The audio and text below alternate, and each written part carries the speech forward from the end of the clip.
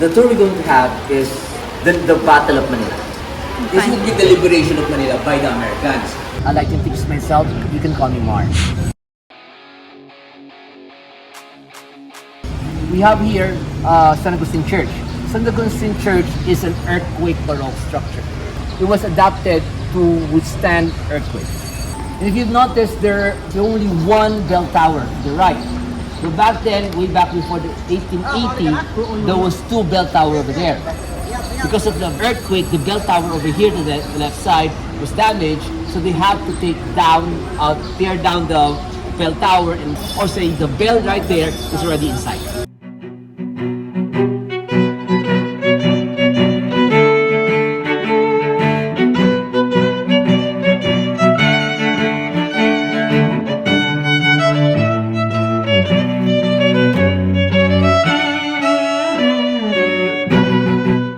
Now, February 23, 1945, when the Americans were able to enter the walls of Intramuros, the people inside were suffering for about 3 weeks now. And inside were also filled with dead bodies. Survivors here started trying to convince a Japanese soldier to try to set them free. Because it was hopeless. The Americans already had landed, had come inside. And they pleaded to the Japanese sentry inside, and he relented. He opened this gate a bit enough for someone to get out, and a priest went out with the white flag. And after him followed about 2 dozen civilians. A few steps from here, a shot was fired. Bang! The priest went down. He was hit by a Japanese sniper. When the priest was hit by a Japanese sniper, everybody wanted to come back inside. Back then, being able to get to the American line was safety. And then a woman took the white flag, and then after a few steps, bam! She was hit also. But eventually, everybody persisted. They were able to make a turn there, and they were able to get to the American line, and they were hugging the Americans. I mean, it was like heaven opened up when you finally get to the American side. And at that point, after three weeks of hunger and thirst and suffering, they're finally safe. Are these the original doors? These are the doors, right? Original. Really? Wow. They didn't burn because everything's made out of stone. Okay. Right? Fire was not able to get Was to it? this, Okay. right?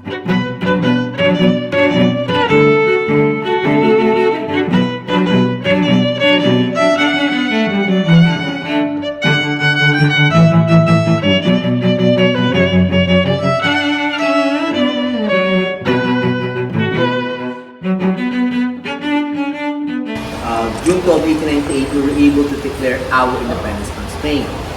But about, say, 8 months after that, the Filipino and American War broke off. We fought off the Americans and we lost. By the time the General Emilio Aguinaldo was captured, we were completely under American rule. Slowly, the Americans were giving us independence. They were slowly teaching us to be independent, right? And by the 1920s to 1941, the economy was great.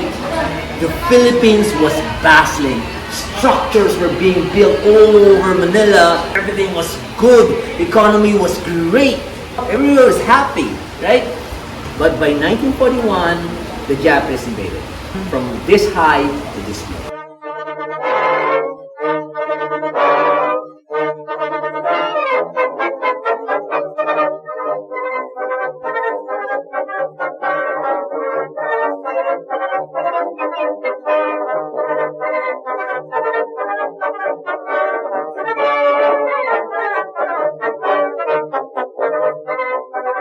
In 1935, when Quezon was president, he summoned General Douglas MacArthur to come back to the Philippines to be the field marshal.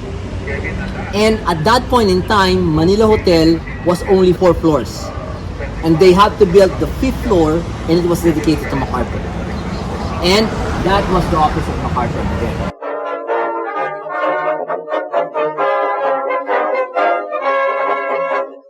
The reason we're coming here is that I'd like to show you that gun right there. See this one? Type 10 Japanese gun. 120 millimeter. Japanese were expecting that the Americans would be coming here. And the Japanese thought that Pasig River would be a natural boundaries.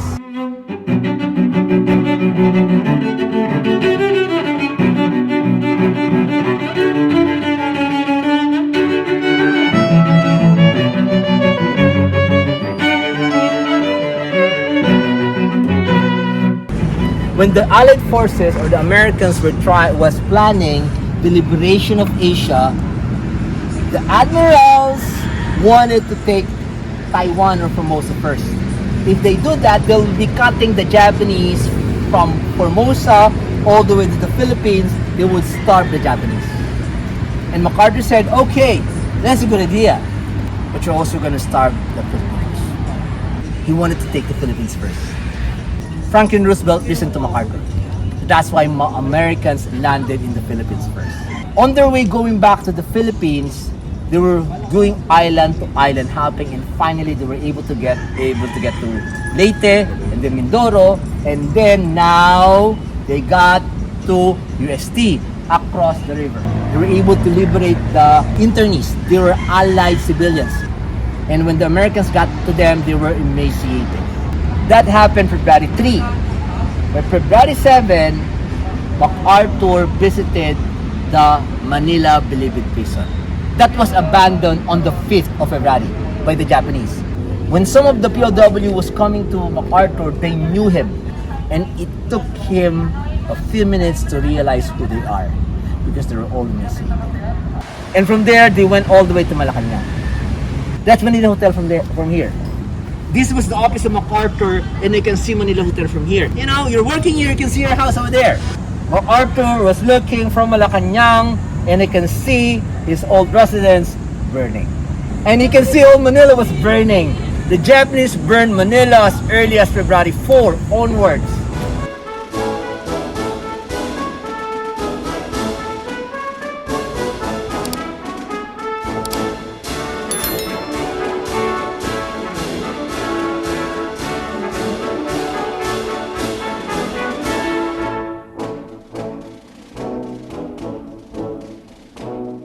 Got here the first Philippine president, General Emilio Aguinaldo.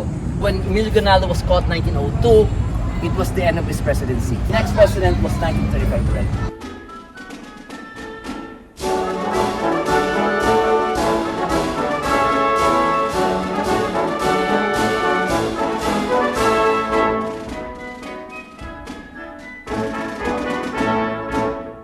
This right here is a tent. It's called a clank shed. And this was used by the Americans as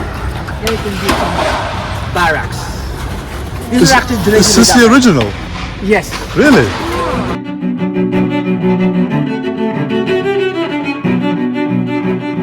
Have you ever wondered why the dome of Manila Cathedral is green? It's made out of copper. If you go inside the church, you will find that it says destroyed by American bombs. Ladies and gentlemen, that's true, right? It was burned by the Japanese. And when the Japanese burned that church, pressure accumulated inside the dome and it blew up.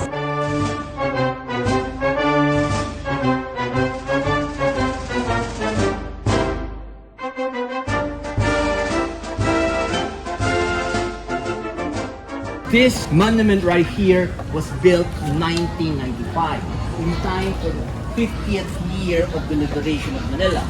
And this monument remembers the people who died in Manila. Right there, right? That would represent the motherland, the Philippines. And the motherland is holding a baby who's dead. Baby is supposed to represent hope. It's the Filipino woman who was raped during the war. The Japanese gathered out women, and they gathered them inside Baby Hotel. And one by one, the Marines would come and take a woman and rape. There was one instance where took a 15-year-old girl, took her to the second floor. 15-year-old girl, she was a virgin. The Japanese could not penetrate. You know what he did? He took a knife. Okay?